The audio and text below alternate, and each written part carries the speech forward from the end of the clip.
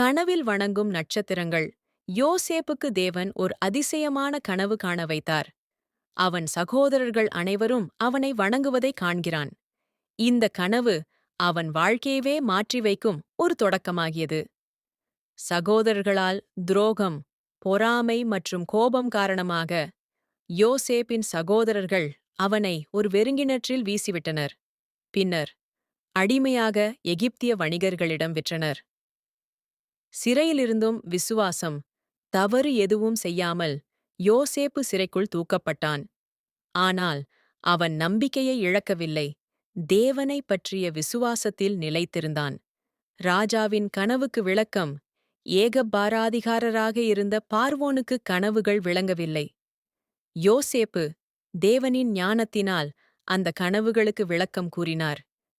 அது அவனை பார்வோனின் பார்வையில் உயர்த்தியது.